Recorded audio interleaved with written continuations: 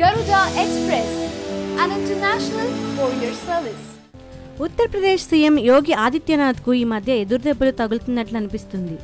అతి తక్కువ సమయంలో దేశవ్యాప్తంగా ఎంతో పేరు తెచ్చుకున్న యోగి నిర్ణయాలు కొన్ని వివాదాస్పదమవుతున్నాయి. సీఎం ఆదిత్యనాథ్ ఓ దళితవాడలో పర్యటనకు వస్తున్నారంటూ అక్కడి స్థానిక అధికారులు ఆ బస్తీవాసులకు సబ్బులు, షాంపూలు పంపిణీ చేసి శుభ్రంగా స్నానం చేయమని ఆదేశాలు జారీ చేయడం అప్పట్లో దేశవ్యాప్తంగా చర్చానీయాంశమైంది. దళితుల నుంచి తీవ్రమైన నిరసనలు వెల్లువెత్తాయి. ఇప్పుడు మళ్లీ ఓ దళిత సంఘం నుంచి భారీ నిరసన సెగ తగిలింది. గుజరాత్కు చెందిన అంబేద్కర్ వేచన్ ప్రతిబంధ్ సమితి సీఎం యోగి ఆదిత్యనాథ్కి 3 అడుగుల పొడవుతో 125 కేజీల బరువున్న సబ్బును బహుమతిగా పంపించేందుకు సిద్ధమైంది. అంతేకాకుండా తాము పంపిన సబ్బుతోనే స్నానం చేసి తర్వాత సీఎం గారు దళితులను కలవచ్చని పేర్కొన్నారు ఆ సంఘం ప్రతినిధులు. అయితే దీనిపై బీజేపీ కూడా ఘాటుగానే స్పందిస్తుంది.